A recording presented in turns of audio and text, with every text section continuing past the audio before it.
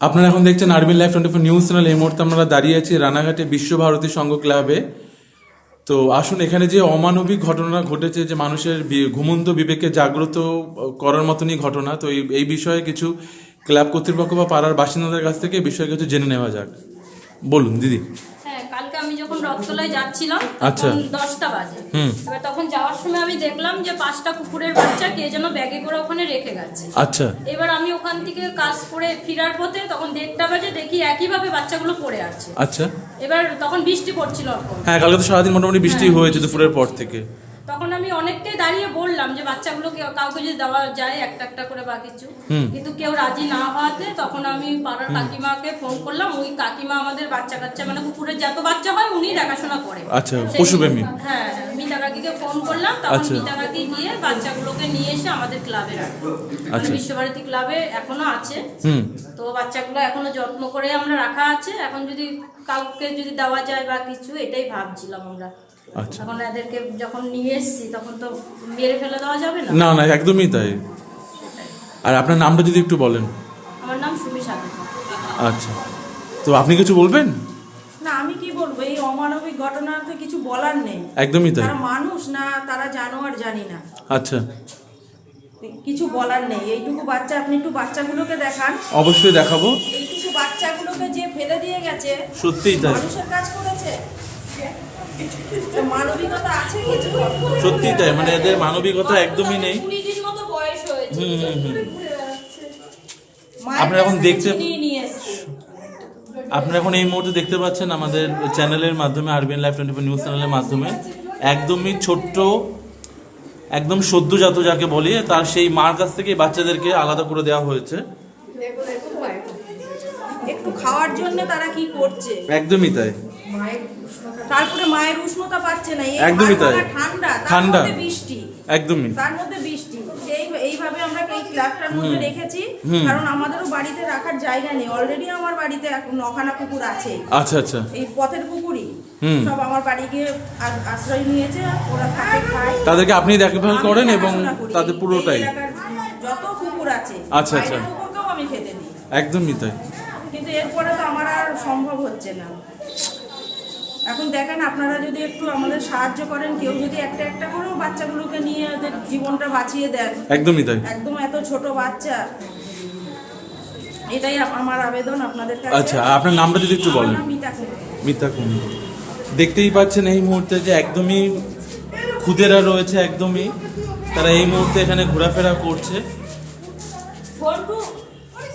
একদমই ছোট্ট খুদে। তো আসুন, আমাদের পশুপ্রেমী সংগঠনে যে দিদি রয়েছেন, তো তার কাছ থেকে, চেয়ারপারসন তার কাছ থেকে কিছু জেনে নেওয়া যাক। বলুন দিদি, নমস্কার। আমাদের কাছে খবর দেওয়া হয়, এনারাই খবর দেন যে এরকম ঘটনা ঘটেছে। যদি আমাদের সংগঠনের মাধ্যমে এরা ঘরের ব্যবস্থা করে দেয়, আসলে সংগঠনের থেকে আমরা ট্রিটমেন্ট করি, কিন্তু আমাদের নিজস্ব কোনো শেল্টার নেই। আচ্ছা। না থাকার জন্য এদেরকে আমরা রাখতেও পারছি না। আর সত্যি কথা বলতে কি, আমি সবার কাছেও আবেদন করছি, এই যে মা হারা কুকুর বাচ্চা ছানাগুলো, এগুলো কিভাবে বাঁচবে আপনারাই বলুন।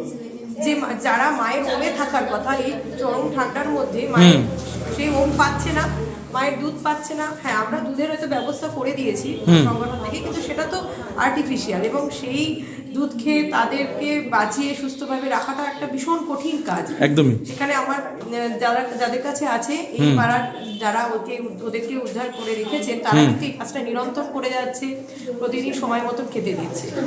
এইবার আর একটা কথা আমি সবার কাছে আবেদন করতে চাই যে আপনারা প্রথমত এরকম অমানবিক কাজ করবেন না। সবাইকে, প্রশাসনকে বলতে চাই এ ধরনের কাজ যাতে না হয় এবং দোষীরা যাতে শাস্তি পায় সেটা দেখবেন। আর একটা ঘটনা বলছি, যেটা আমাদের কাছে খুব মাঝে মাঝেই একটা অভিযোগ মতন আসে, যে এই পাড়ার মা কুকুর প্রচন্ড অ্যাগ্রেসিভ হয়ে গেছে, কামড়াতে যাচ্ছে, আমাদেরকে কামড়াচ্ছে, এবং এমনকি আমাদের সংগঠনে যে যারা কাজ করতে গেছে তাদেরকে অ্যাটাক করা হচ্ছে, তাদেরকে বলা হচ্ছে, অশ্রাব্য ভাষায় কথা বলা হচ্ছে। আসলে মা কুকুররা কি হয়, বাচ্চা হওয়ার পরে প্রচন্ড ইনসিকিউরিটিতে ফিল করে, যারা সবসময় ভাবে যে তার বাচ্চার ক্ষতি করতে আসে। এই জায়গা থেকেই কিন্তু তারা অ্যাগ্রেসিভ হয়ে ওঠে। কিন্তু মানুষকে কামড়াতে যাচ্ছে তা নয়, তারা ভাবছে যে আমার বাচ্চাকে ওরা আঘাত করতে আসছে। তো আপনারা একটু দেখবেন, সবার কাছে আমার এই অনুরোধ থাকলো যে কোনো মা কুকুর অ্যাগ্রেসিভ হওয়া মানেই কিন্তু সে পাগল হওয়া নয়। এবং আমরা সারা রানাঘাট জুড়ে প্রচুর কুকুরকে অ্যান্টি রেবিস ভ্যাকসিন অলরেডি করে দিয়েছি, এবং এখন যারা সদ্য মা হয়েছে তাদেরকে তো করা যায় না, না তাহলে আপনারা তাদেরকে বরং একটু শীতে আশ্রয় দিন, একটু দুবেলা পেট ভরে খেতে দিন এবং তাদের সাথে একটু বন্ধুত্বপূর্ণ ব্যবহার করুন, দেখবেন তারা অ্যাগ্রেসিভ হবে না। আর এইরকম মানে চরম থেকে চরমতম অমানবিক কাজের থেকে বিরত থাকতে বলছি সবাইকে। এরকম কাজ দয়া করে কেউ করবেন না। এবং যদি প্রশাসনকেও আমি আরেকবার করে অনুরোধ করছি যেন তারা আমাদেরকে এই বিষয়ে একটু সাহায্য করেন, যে এইরকম কাজের একটা পদক্ষেপ নেওয়ার জন্য। আচ্ছা, আর কে বা কারা কি আপনারা দেখতে পেয়েছেন? কে বা কারা এরকম ফেলে দিয়ে গেছে এটাকে আপনারা আইডেন্টিফাই করতে পেরেছেন? না, এখনো পারা ধরা যায়নি। পড়েনি? হ্যাঁ, প্রশাসন যদি আমাদের একটু শেল্টারেরও ব্যবস্থা করে দেন, মানে শেল্টারে আমরাও অনেকবার আবেদন করেছি, তাহলে হয়তো আমরা সেই শেল্টারে এদেরকে নিয়ে গিয়ে রাখতে পারতাম। আচ্ছা, তবে এটা ঘটনা যে এত মানে ছোট বাচ্চাগুলোকে বাঁচিয়ে রাখাটা খুব মুশকিল।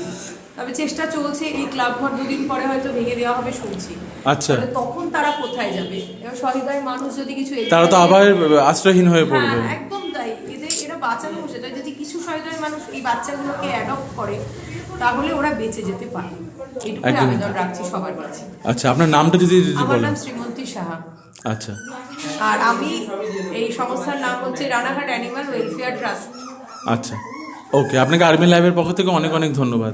তো আরেকবার আমি ক্যামেরার মাধ্যমে একটু দেখিয়ে দিচ্ছি আপনাদেরকে, খুদে একদমই অতি খুদে যারা রয়েছে দেখতেই পাচ্ছেন।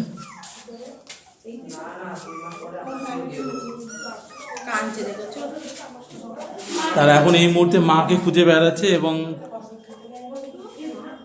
দেখতেই পাচ্ছেন যে কিভাবে তাদের আকুতি মিনতি, তাদের মাকে তারা খুঁজে পাচ্ছে না। এই সময় তাদের মায়ের কাছে থাকার কথা, সেই মায়ের কাছ থেকে তাদের সন্তানকে কেড়ে নেওয়া হলো।